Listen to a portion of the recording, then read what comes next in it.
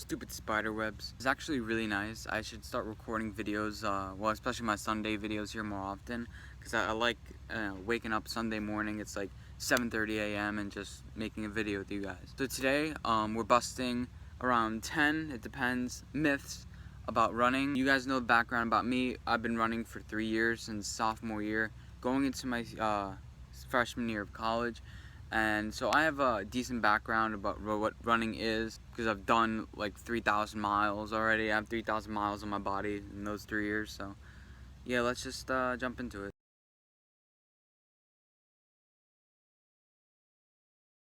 Let's start off with an easy one. Are my knees gonna hurt? Yes and no. I mean, there have been studies that say it does hurt your knees, and then there have been studies that are saying it's actually beneficial for your knees because it develops padding. The scientific thing is kind of undisputed. I'll leave some links in the description with articles that I can find. Running with your knees, I've only had minor problems with it, and that's because my IT band, which many people besides runners have not heard of, it runs from your gluteus maximus to around right here, and it's a huge bone, and you roll it out, and most injuries, if you don't really care, like if you don't mind it, you can get through them and you should be fine. A second myth: does it hurt?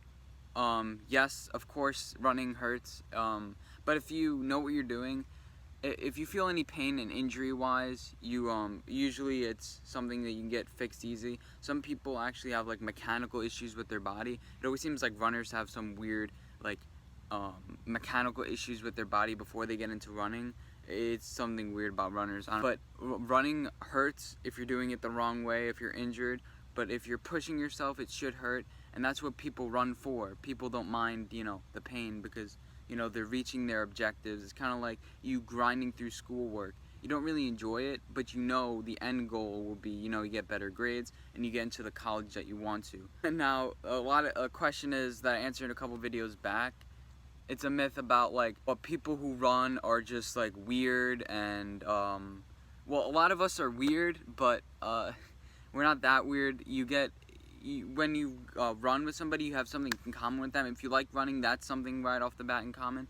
You have maybe you like similar sports teams. You watch the same show. You like keep in track. You talk to each other. You kind of bond in that way. You make friends. You like, I watch that show, and you kind of discuss and make the pain of running less intense. Running used to seem in like the 70s was like, if you see somebody running on the streets, apparently, because I wasn't alive then, apparently it was weird to see people just running, because they're like, okay, you should be doing something, you should be doing something with your life except running, kind of like how YouTube is, you're making videos or whatever.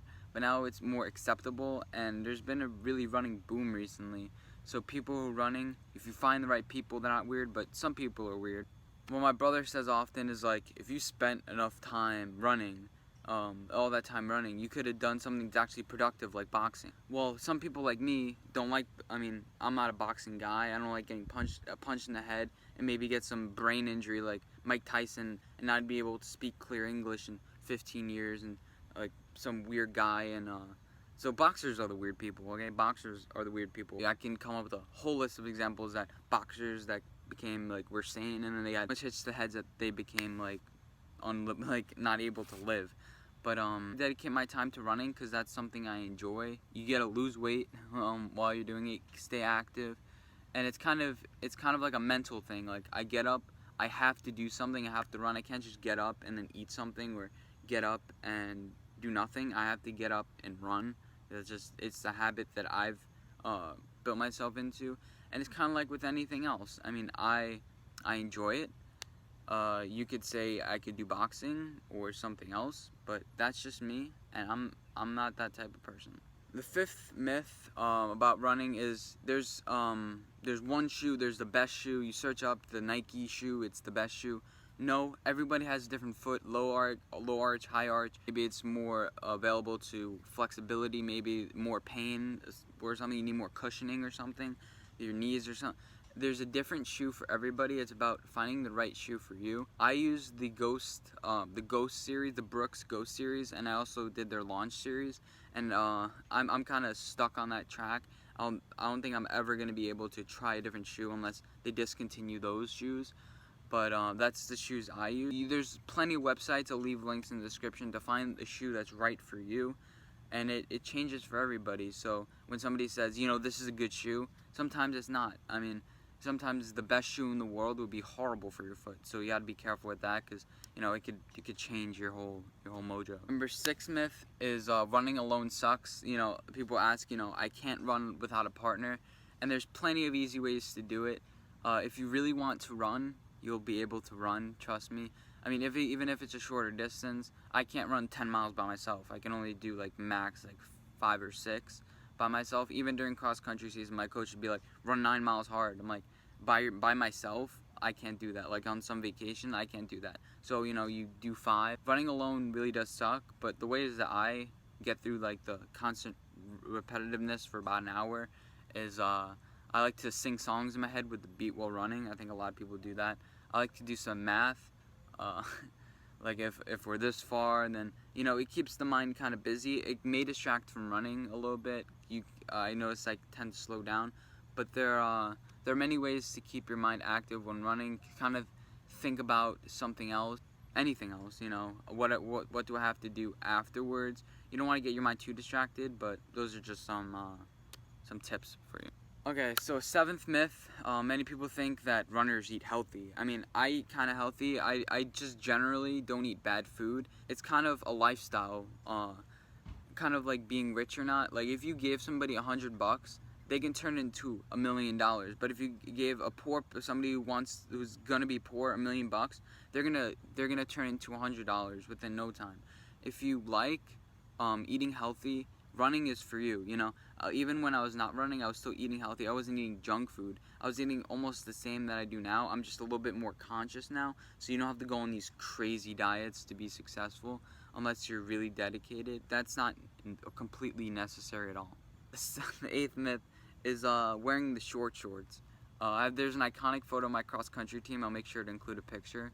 Yeah, but we took that picture at a trails camp. It was like a photo contest, and we ended up winning the photo contest for that photo.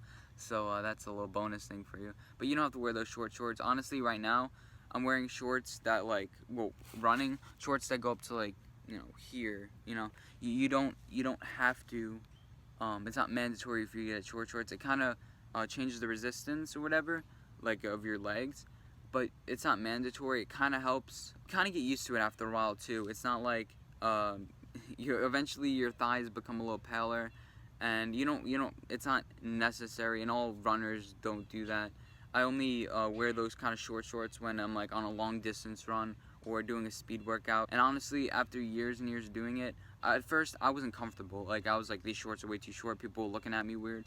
But eventually, if everybody's wearing it, or everybody takes their shirt off during a run, you feel comfortable and you get used to it. Another common question that I get is, hey Anthony, I don't want to look skinny or anorexic when I start running. All these runners are anorexic or whatever. I actually lost 12 pounds from track season to when I started cross country season, and I've probably already gained 4 or 5 pounds back based on time or whatever.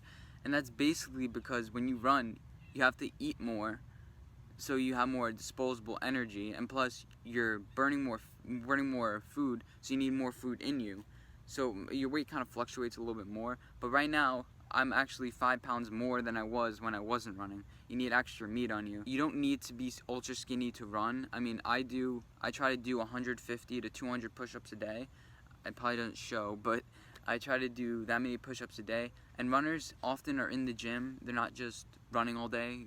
Kenyans are not just running. Well, probably Kenyans are running all day, but running is very much core and weightlifting too. I've done my share of both. Yeah, so you don't end up looking anorexic. If you're running without doing weights, that's important because you need your arms to swing. Imagine a little guy, you can't swing your arms that much. Runners actually do a lot of weightlifting for what they get credit for. And also, you don't have to run every day. I used to be running 13 times every 14 days, and I would have around 11 practices a week because of the 2-a-days. But you don't have to do that much. You could still stay active by not running every day, but kind of just increasing the mileage while you go. So You may think that running isn't for you because you have to run every day or something like that, but that's just not true. It depends what your goals are, and nobody runs every single day. You need a day of rest. Everybody's body needs a day of rest. You don't need to run every day, but recommended it's really 1 to 2 breaks per week. But when you're getting started out, you can even take more breaks than that. You don't need to stretch before you run. That plenty of times I've just gotten up and then ran. It's easier. It's so easy mentally. Just get up and then just run. Sometimes I need to feel like I'm going somewhere to run, but stretching before running is not mandatory. I've done it so many times, but the main thing is stretching after running, and within 30 minutes drinking a lot of water, which is important. Trust me, that's not a myth.